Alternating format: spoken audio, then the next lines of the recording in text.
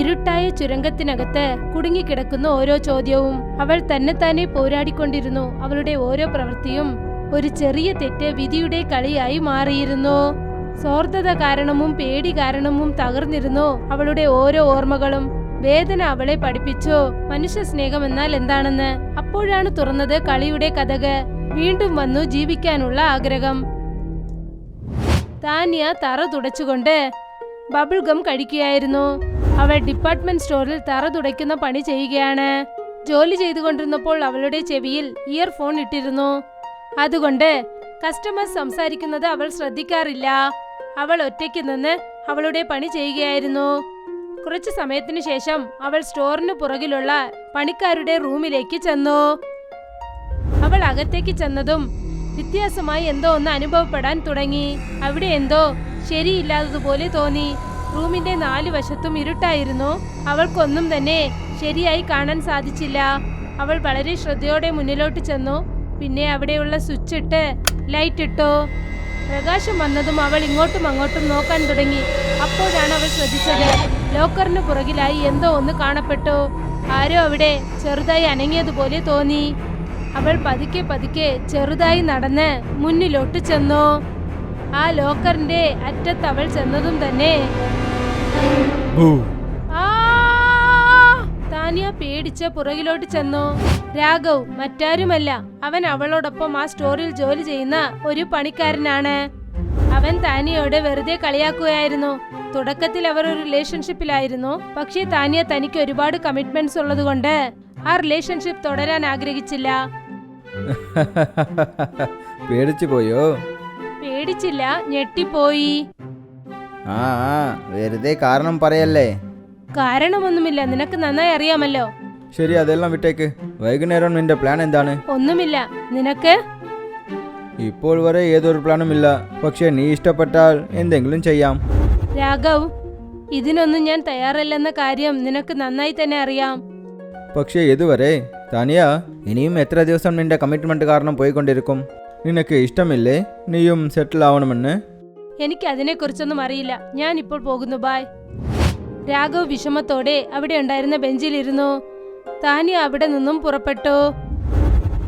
കുറച്ചു സമയത്തിന് ശേഷം താനിയ മെട്രോ സ്റ്റേഷനിൽ നിൽക്കുകയായിരുന്നു. മെട്രോ വന്നു. താനിയ അതിൽ കയറിയിരുന്നു.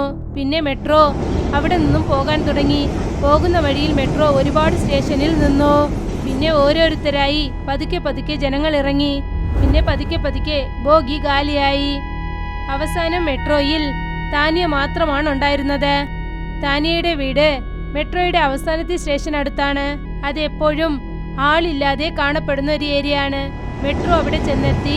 താനിയയും മെട്രോയിൽ നിന്ന് താഴെ ഇറങ്ങി.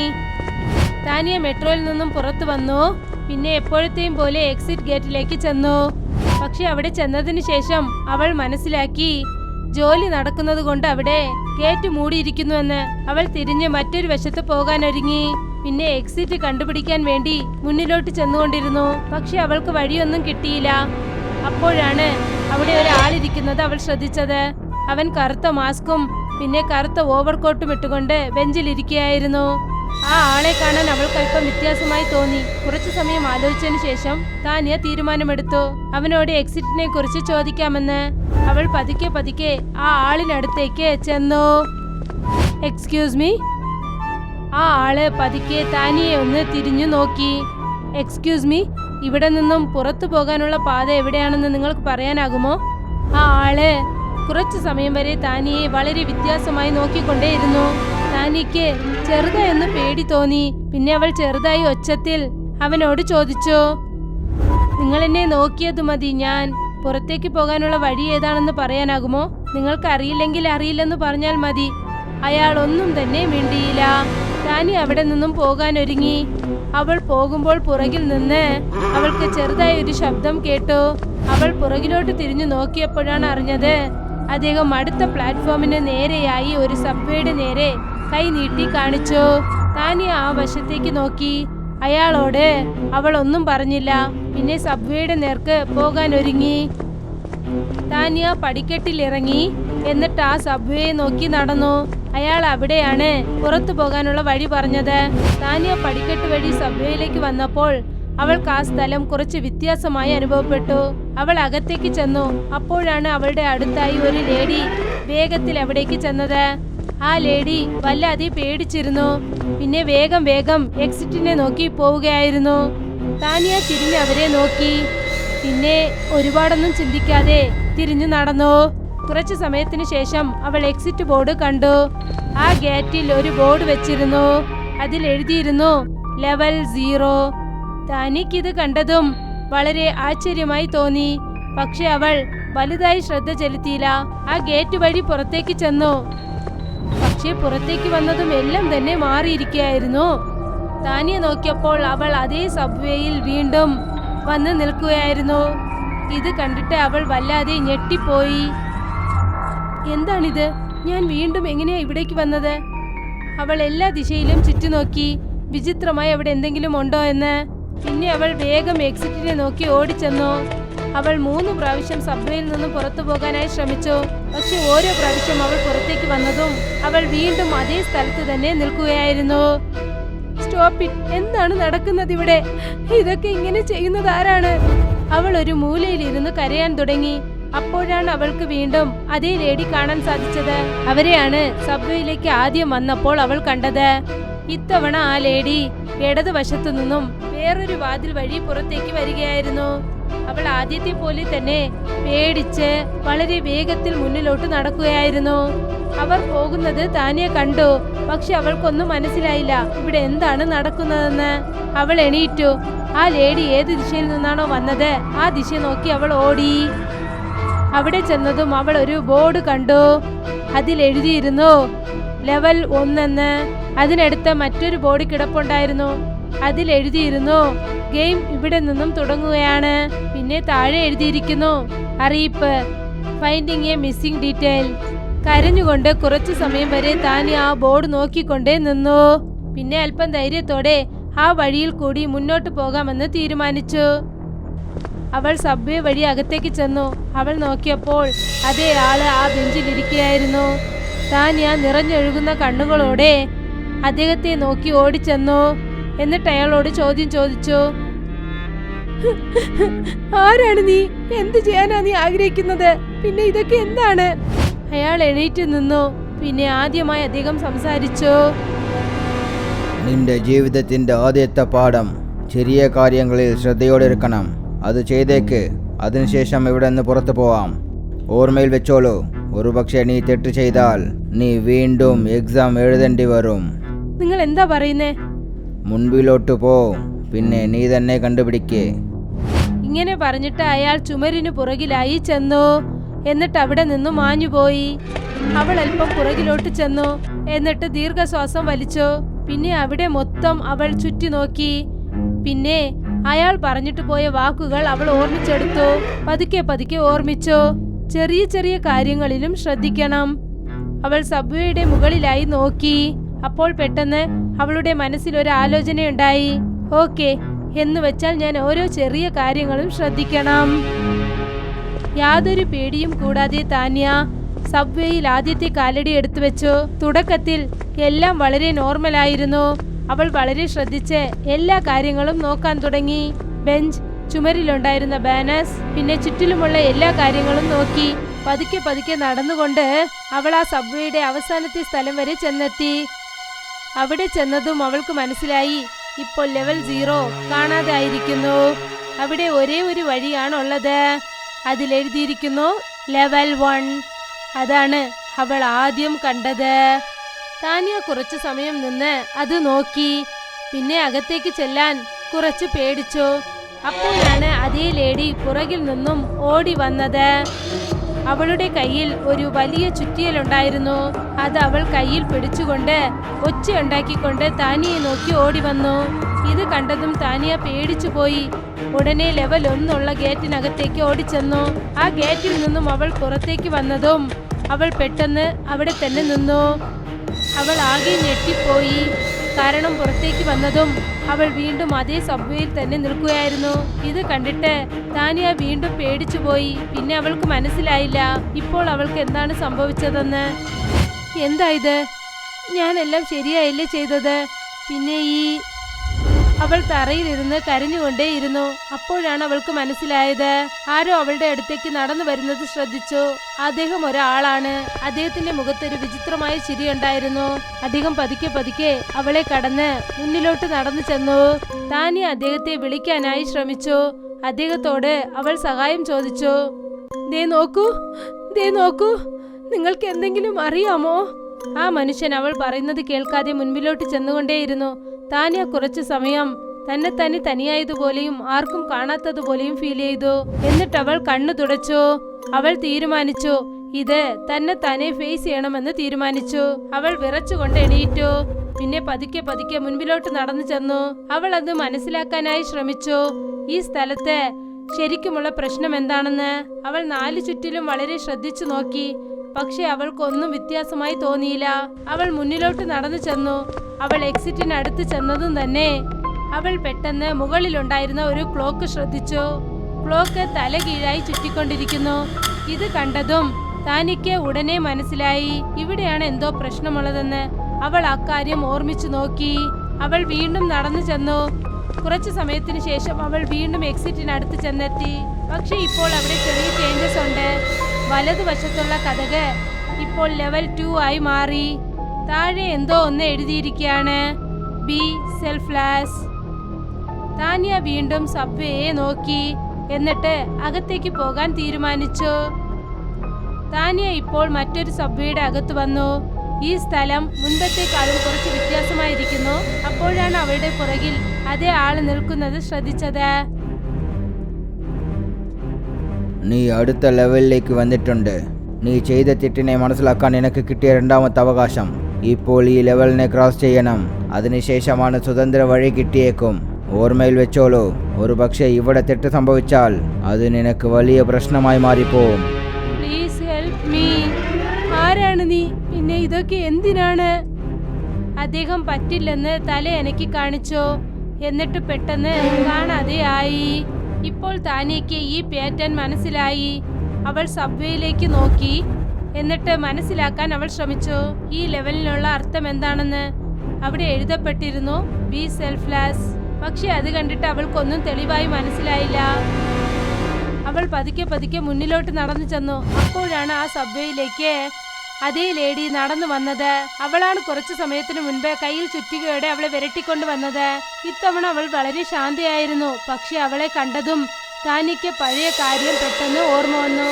പിന്നെ അവൾ പേടിച്ചു പോയി. താനിയ പുറകിലോട്ട് ചെല്ലാനായി ശ്രമിച്ചു. അപ്പോഴാണ് ആ ലേഡി അവളെ നോക്കി പതുക്കെ പതുക്കെ നടന്നു വന്നത്. ആ ലേഡിയുടെ മുഖത്ത് വല്ലാത്ത വിഷമമുണ്ടായിരുന്നു. അപ്പോഴാണ് പെട്ടെന്ന് താനിയെ നോക്കി ഓടി വന്നത്. പ്ലീസ് എന്നെ സഹായിക്കേ, ഞാൻ ഇവിടെ ശരിക്കും കുടുങ്ങിപ്പോയി. ആ ലേഡി അവളെ നോക്കി ഓടി വന്നു. താനിയ പേടിച്ച് പുറകിലോട്ട് നടക്കുകയായിരുന്നു. പിന്നെ ഉടനെ ആ സബ്വേയുടെ എൻട്രിയുടെ അടുത്തേക്ക് ചെന്നു. അവിടെ അവൾക്ക് ഒരു ബോർഡ് കാണാൻ സാധിച്ചു. അതിൽ എഴുതിയിരുന്നു ലെവൽ 0. പേടി കാരണം താനിയ അതേ പാതയിൽ അകത്തേക്ക് ചെന്നു. താനിയ ആ സബ്വേയുടെ അകത്ത് പോയതും തന്നെ പേടി കൊണ്ട് അവളുടെ ഹൃദയം ഇടിക്കാൻ തുടങ്ങി. അവൾക്ക് മനസ്സിലായി അവൾ വീണ്ടും അതേ സബ്വേയിൽ വന്നെത്തി. അവിടെ നിന്നാണ് എല്ലാം തന്നെ തുടങ്ങിയത്. ഇപ്പോൾ അവൾ വീണ്ടും ലെവൽ 0യിൽ നിൽക്കുകയാണ്. ഇത് കണ്ടിട്ട് അവൾ വല്ലാതെ പേടിച്ചു പോയി. അവൾ ടെൻഷനായി വല്ലാതെ കരയാൻ തുടങ്ങിയിരുന്നു. പേടി കൊണ്ടും വേദന കൊണ്ടും അവൾ കരഞ്ഞതും നിലവിളിച്ചതും എല്ലാം ആ സബ്വേയിൽ കേട്ടു. ഇതേ സമയത്ത് ഒരാൾ അവിടേക്ക് വന്നു. എന്നിട്ട് അദ്ദേഹം ഒരു കവിത പറയാൻ തുടങ്ങി. എപ്പോഴും നമ്മൾ മറ്റുള്ളവർ നിലവിളിക്കുന്ന ശബ്ദം കേട്ടില്ല. പിന്നെ എപ്പോഴും നമ്മൾ നിലവിളിക്കുന്നത് കൊണ്ട് നമ്മളെ കൊണ്ട് തപ്പിക്കാനും പറ്റില്ല. അതാണ് കളി താനിയ. പക്ഷേ ഇപ്രാവശ്യം നീയാണ് ബലി. എനിക്ക് മാത്രം എന്തിനാ ഇങ്ങനെ നടക്കുന്നത്? എന്താണ് ഇവിടെ നടക്കുന്നത്? എനിക്ക് ഉത്തരം പറ. പറഞ്ഞല്ലേ താനിയ, തീർച്ചയായിട്ടും സഹായം ചെയ്യണം. അല്ലെങ്കിൽ ആ ലെവൽ പൂർത്തിയാവാൻ പോകുന്നില്ല. നീ സഹായം ചെയ്തിരുന്നാൽ തീർച്ചയായിട്ടും രക്ഷപ്പെടാം. പക്ഷെ നീ തന്നെ നിനക്ക് ഈ കുഴി വെട്ടിട്ടുണ്ട്. ഇപ്പോൾ വീണ്ടും അക്കാര്യത്തിന് ചെയ്യണം. അല്ലെങ്കിൽ നീ ഇതിൽ തന്നെ കുടുങ്ങിപ്പോവും. പിന്നെ സൂര്യൻ ഉദിക്കുന്നത് നിന്നെ കൊണ്ട് കാണാൻ സാധിച്ചില്ല. ഞാൻ ഇത് ചെയ്യാൻ ആഗ്രഹിക്കുന്നില്ല. നീ ഈ കളിയെ അല്ല, ഈ കളിയാണ് നിന്നെ സെലക്ട് ചെയ്തത്. പിന്നെ മറ്റൊരു കാര്യം, നീ ചെയ്ത തെറ്റ് നിന്നെ വിട്ടിട്ട് പോയിട്ടില്ല. അദ്ദേഹം തന്റെ കയ്യിൽ സബ്വേയിൽ ഒരു ഓരത്തിലിട്ടിരുന്ന ഡിസ്പ്ലേ നീട്ടി കാണിച്ചു. ഡിസ്പ്ലേ സ്റ്റാർട്ട് ആവുകയാണ്. പിന്നെ അതിൽ രാഘവിനെ കാണാൻ സാധിച്ചു. അവൻ തന്റെ ബെഡിൽ കിടന്നുറങ്ങുകയാണ്. പെട്ടെന്ന് അവന്റെ ശരീരമൊക്കെ വിറയ്ക്കാൻ തുടങ്ങിയിരുന്നു. കിടക്കയിൽ നിന്നും ഉണർന്ന് കാറ്റത്ത് മുകളിൽ പറക്കാൻ തുടങ്ങി. പിന്നെ പറന്നു ചെന്ന് താഴേക്ക് വീണു. അവൻ അവിടെ തന്നെ ഒരു അനക്കവുമില്ലാതെ കിടന്നു. ഇതെല്ലാം കണ്ടിട്ട് താനിക്ക് കരച്ചിൽ വരാൻ തുടങ്ങി. അവൾ പേടിച്ച് വീണ്ടും അയാളെ നോക്കി. പക്ഷെ അപ്പോഴാണ് അയാൾ അവളുടെ മേലിലേക്ക് ചാടി വീണത്. താനിയ പെട്ടെന്ന് കണ്ണു തുറന്നു. അവൾ നോക്കിയപ്പോൾ അതേ ആൾ അവളുടെ അടുത്തിരിക്കുകയായിരുന്നു. ആദ്യം അവൾ പറഞ്ഞത് അദ്ദേഹം കേൾക്കാതെ പോയി. അദ്ദേഹം വളരെ ശാന്തനായി അവിടെ നിന്നും പോയി. താനിയ എണീറ്റ് 4 ദിക്കിലും നോക്കി. അപ്പോഴാണ് അവൾക്ക് മനസ്സിലായത് അവൾ വീണ്ടും ലെവൽ 1-ലാണുള്ളതെന്ന്. അവൾ ആ ആളുള്ള ദിശയിലേക്ക് നോക്കി. എന്നിട്ട് വീണ്ടും അദ്ദേഹത്തോട് സംസാരിക്കാൻ ശ്രമിച്ചു. നിങ്ങൾക്ക് സംസാരിക്കാനാകുമോ? താനിയയുടെ കണ്ണുകൾ പേടി കൊണ്ട് വിറച്ചിരിക്കുകയായിരുന്നു. ഇവിടെ എന്താണ് നടക്കുന്നത്? ആ മനുഷ്യൻ ആരാണ്? എനിക്ക് ഒന്നും അറിയില്ല. ഞാൻ ഇവിടെ വന്ന് കുടുങ്ങിപ്പോയതാണ്. ഞാൻ ഇവിടെ നിന്ന് പുറത്ത് പോകണമെന്ന് വിചാരിക്കുന്നു. നിങ്ങൾ എങ്ങനെയാ ഇവിടേക്ക് വന്നത്? ഞാൻ പ്രഗ്നന്റ് ആയിരിക്കുന്ന എൻ്റെ ഗേൾ ഫ്രണ്ട് കോൾ ചെയ്തപ്പോൾ അറ്റൻഡ് ചെയ്തിട്ടില്ല. പിന്നെ ഒരു ദിവസം രാത്രി ഞാൻ ഇവിടെ കുടുങ്ങിപ്പോയി. പെട്ടെന്ന് ദാനിക്ക് മനസ്സിലാകാൻ തുടങ്ങി. ഈ കളിയിൽ വന്ന് കുടുങ്ങുന്ന ഓരോ മനുഷ്യനും ജീവിതത്തിൽ ചെയ്ത തെറ്റിനുള്ള ശിക്ഷ അനുഭവിക്കുകയാണ്. അദ്ദേഹം ഇപ്പോഴും ഇരുന്ന് കരയുകയായിരുന്നു. താനി അദ്ദേഹത്തെയും കൂടെ വരൂ എന്ന് വിളിച്ചു. രണ്ടുപേരും നടന്ന് സബ്വേയുടെ എക്സിറ്റിനടുത്തേക്ക് ചെന്നു. അവിടെ ലെവൽ 2 എന്ന ബോർഡ് ഇട്ടിരുന്നു. അവർ സമയം പാഴാക്കാതെ വേഗം അകത്തേക്ക് ചെന്നു. അവർ രണ്ടുപേരും സബ്വേയുടെ ലെവൽ 2-ലേക്ക് ചെന്നതും തന്നെ ഏതോ ഒരു അടയാളം തേടാൻ തുടങ്ങി. അപ്പോഴാണ് താനിക്ക് ഓർമ്മ വന്നത് ലെവൽ 2-ന്റെ റൂൾസ് എന്താണെന്നാൽ ബി സെൽഫ്ലെസ്. അവൾ തിരിഞ്ഞ് തന്റെ കൂടെ വന്ന ആളിനെ നോക്കി. നിങ്ങൾ ഇവിടെ എത്ര ദിവസമായി കുടുങ്ങിയിരിക്കുന്നു? എനിക്ക് അറിയില്ല. ഒരുപക്ഷെ കുറച്ച് ദിവസം. താനിയ നിശബ്ദമായി പുറകിലോട്ട് ചെന്നു. എന്നിട്ട് ആ സബ്വേയുടെ എക്സിറ്റിലേക്ക് പോകാൻ തുടങ്ങി. അപ്പോഴാണ് ആ മനുഷ്യന് മനസ്സിലാകാൻ തുടങ്ങിയത്. പിന്നെ അദ്ദേഹം അവളെ തടഞ്ഞു നിർത്തി കേട്ടു. ഏയ്, നീ എന്താ ചെയ്യുന്നു? വേണ്ട വേണ്ട, എന്നെ ഒറ്റയ്ക്ക് വിട്ടിട്ട് പോവല്ലേ. വേണ്ട, ഇല്ല. താനിയ സബ്വേയുടെ എക്സിറ്റ് വരെ ചെന്നെത്തി. അവിടെ ലെവൽ 3 എന്ന് എഴുതിയിരുന്നു. അവൾ അവിടെ ചെന്ന് പുറകിലോട്ട് തിരിഞ്ഞു നോക്കി. അയാൾ അവളുടെ പുറകെ ഓടി വന്നുകൊണ്ടിരിക്കുകയായിരുന്നു. അവൾ ഒന്നും ചിന്തിക്കാതെ അകത്തേക്ക് അവൾ കാലെടുത്തു വെച്ചു. താനിയ സബ്വേയുടെ അവസാനത്തെ ലെവലിൽ അകത്തേക്ക് കയറിയതും അവൾ നോക്കി മറ്റൊരു വശത്തെ പാത സ്ലൈഡിംഗ് സ്റ്റീലിലെ കതക് കൊണ്ട് മൂടപ്പെട്ടിരുന്നു. അവിടെ അതേ ലേഡി നിൽക്കുകയായിരുന്നു. അവരെ അവൾ മുൻപേ കണ്ടതാണ്. കുറച്ചു സമയത്തിന് ശേഷം ആ ലേഡി തിരിഞ്ഞ് താനിയെ നോക്കി. ആരാണ് നീ? ആ ലേഡി അവിടെ നിന്നും മുന്നിലോട്ട് വരാനായി ശ്രമിച്ചപ്പോൾ പെട്ടെന്ന് താഴെ നിന്നും ഒരു കതക് തുറന്നു. ആ ലേഡി അതിനകത്ത് വീണുപോയി. താനിയ ഉടനെ അവളുടെ അടുത്തേക്ക് ഓടി. പക്ഷെ അവിടെ ചെന്നപ്പോൾ ആ കതക് ഇരുന്നതിനുള്ള ഒരു അടയാളവും ഇല്ലായിരുന്നു. അവൾ 4 ദിക്കിലും നോക്കി. അപ്പോൾ അവിടെ മറ്റൊരു ഡിസ്പ്ലേ ആരംഭിച്ചു. താനിയ ആ ഡിസ്പ്ലേയിലേക്ക് നോക്കി. അവിടെ അതേ മാസ്ക് ഇട്ട ആ ആളും ആ ആളിനെയും ആ സ്ത്രീയെയും കയറുകൊണ്ട് കെട്ടിവച്ചിരിക്കുകയായിരുന്നു. പിന്നെ അവരുടെ മേലിൽ പെട്രോൾ ഒഴിക്കുകയായിരുന്നു. ഇത് കണ്ടിട്ട് താനിയയുടെ കണ്ണുകൾ പേടി കൊണ്ട് നിറഞ്ഞിരുന്നു. ഇല്ല ഇല്ല, വേണ്ട.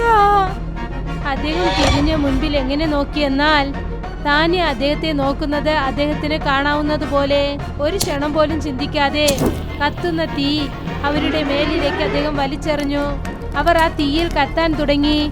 അവർ നിലവിളിക്കുന്ന ശബ്ദം ആ റൂം മുഴുവനും കേൾക്കാനും തുടങ്ങി.